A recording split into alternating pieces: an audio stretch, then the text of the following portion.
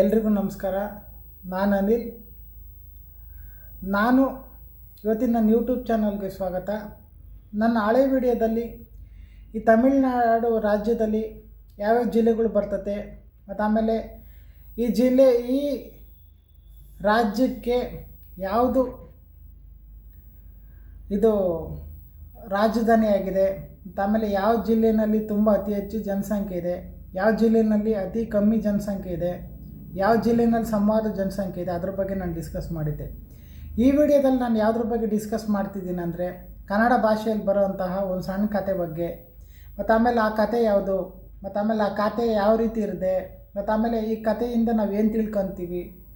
ಹಂಗಾಗಿ ಅದ್ರ ಬಗ್ಗೆ ನಾನು ಈ ವಿಡಿಯೋದಲ್ಲಿ ಮಾತಾಡಬೇಕಂತ ಅಂದ್ಕೊಂಡಿದ್ದೀನಿ. ಈ ಕಥೆ ಹೆಸರು ಮೊದಲು ಬಂದ್ಬಿಟ್ಟು ವಿತಂಡವಾದಿ ಅಂತ. ಈ ವಿತಂಡವಾದಿ ಒಬ್ಬ ಇರ್ತಾನೆ.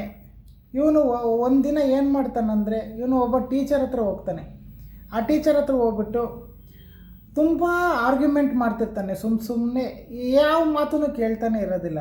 ಮತ್ತು ಆಮೇಲೆ ಆ ಟೀಚರ್ ಬಂದ್ಬಿಟ್ಟು ಜಾಸ್ತಿ ನೀನು ಅತಿಯಾಗಿ ಆಡಬೇಡ, ಮತ್ತು ಆಮೇಲೆ ತುಂಬ ವಾದಿ ಮಾಡಬೇಡ, ಆರ್ಗ್ಯುಮೆಂಟ್ ಮಾಡಬೇಡ ಅಂತ ಹೇಳ್ತಿರ್ತಾನೆ. ಅವನು ಆಮೇಲೆ ಬಂದ್ಬಿಟ್ಟು ಆ ವಿತಂಡವಾದಿ ಯಾವುದಕ್ಕೂ ಇದು ಮಾಡೋದಿಲ್ಲ, ಮಾತು ಕೇಳ್ತಿರಲ್ಲ, ತಲೆ ಕೆಡ್ಸ್ಕೊಂತಿರಲ್ಲ, ಮತ್ತು ಹಂಗೆ ಮುಂದುವರ್ಸ್ಕೊಂಡು ಹೋಗ್ತಾನೆ ಇರ್ತಾನೆ.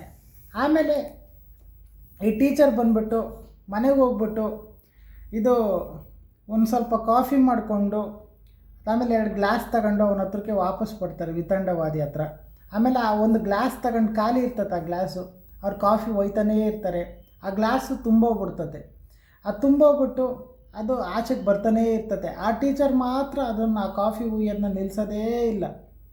ಮತ್ತು ಆಮೇಲೆ ಆ ವಿತಂಡವಾದಿ ನಿಲ್ಲಿಸಿ ಮತ್ತು ಆಮೇಲೆ ಆ ಗ್ಲಾಸ್ ತುಂಬ ಕಾಫಿ ತುಂಬಿದೆ, ಇದು ಉಯ್ತಾನಿದ್ರೆ ಹೆಂಗೆ, ಮತ್ತು ಆಮೇಲೆ ಇದು ನೀವು ಹಿಂಗೆ ಉಯ್ತಿದ್ರೆ ಆಗೋದಿಲ್ಲ, ನಿಲ್ಲಿಸಿ ಸಾಕು, ವೇಸ್ಟ್ ಆಗುತ್ತೆ ಅಂತ ಎಲ್ಲ ಹೇಳ್ತಾನೆ ಇರ್ತಾರೆ.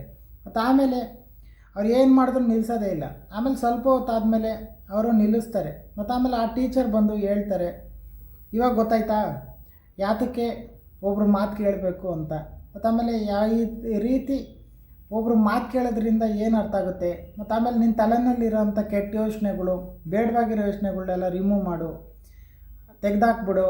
ಮತ್ತು ಆಮೇಲೆ ಈ ರೀತಿ ತೆಗೆದಾಕಿದ್ರೆ ನೀನು ಹೊಸದ್ರ ಬಗ್ಗೆ ಯೋಚನೆ ಮಾಡ್ಬೋದು, ಮತ್ತು ಆಮೇಲೆ ಹೊಸದ್ರ ಬಗ್ಗೆ ತಿಳ್ಕೊಬೋದು ಅಂತ ಹೇಳಿ ಅವರು ಹೇಳ್ತಾರೆ. ಮತ್ತು ಆಮೇಲೆ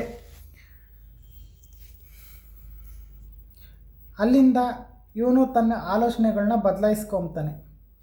ಹಂಗಾಗಿ ಈ ಕತೆಗೊಂದು ಈ ರೀತಿ ಎಂಡ್ ಆಗ್ತದೆ. ಇದ್ರ ಬಗ್ಗೆ ನಾವೇನು ನೈತಿಕತೆ ತಿಳ್ಕೊತೀವಿ ಅಂದರೆ, ಇದ್ರ ಮಾರಲ್ ಆಫ್ ದ ಸ್ಟೋರಿ ಏನಂತಂದರೆ ವಿತಂಡವಾದಿದು, ನಾವು ಯಾವುದೇ ಆಗಲಿ ಮೊದಲು ತುಂಬ ಚೆನ್ನಾಗಿ ಕೇಳಿಸ್ಕೋಬೇಕು, ಮತ್ತು ಆಮೇಲೆ ಯಾವುದೇ ರೀತಿ ವಾದಿ ಮಾಡಬಾರ್ದು, ಮತ್ತು ಆಮೇಲೆ ಕೆಟ್ಟ ಯೋಚನೆಗಳನ್ನ ಮಾಡಬಾರ್ದು, ಮತ್ತು ಆಮೇಲೆ ನಮಗೆ ಬೇಡವಾಗಿರೋವಂಥದ್ದನ್ನೆಲ್ಲ ತಲೆನಲ್ಲಿ ಇರ್ತದೆ, ಅದನ್ನೆಲ್ಲ ತೆಗೆದಾಕ್ಬಿಡ್ಬೇಕು. ಮತ್ತು ಆಮೇಲೆ ಯಾರು ಏನು ಹೇಳಿದ್ರು ಅದು ನಾವು ಮೊದಲು ಕೇಳಿಸ್ಕೋಬೇಕು. ಆಮೇಲೆ ಅದು ಒಳ್ಳೆಯದಾ ಕೆಟ್ಟದಾ ಅಂತ ಯೋಚನೆ ಮಾಡಬೇಕು. ಮತ್ತು ಆಮೇಲೆ ಅದಾದಮೇಲೆ ಅವ್ರು ಏನು ಹೇಳ್ತಿದ್ದಾರೆ ಅದ್ರ ಬಗ್ಗೆ ನಾವು ಪ್ರಯತ್ನ ಮಾಡಬೇಕು ಒಳ್ಳೇದು ಮಾಡೋದಕ್ಕೆ. ಅದೇ ಇದ್ರ ಮಾರಲ್ ಆಫ್ ದಿ ಸ್ಟೋರಿ.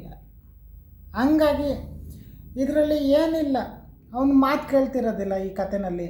ಮತ್ತು ಆಮೇಲೆ ಆ ಟೀಚರ್ ಒಂದು ಸಣ್ಣ ಉದಾಹರಣೆ ಮೂಲಕ ಅವನಿಗೆ ಬುದ್ಧಿವಾದ ಹೇಳ್ತಾನೆ.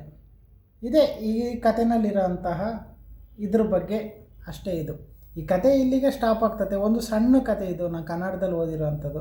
ನಿಮ್ಗೆ ಹೇಳ್ಬೇಕಂತ ಅಂದ್ಕೊಂಡು ನಿಮ್ಗೆ ಇಷ್ಟ ಆಗುತ್ತಂತ, ಹಂಗಾಗಿ ಇದನ್ನು ನಾನು ಹೇಳಿದೆ.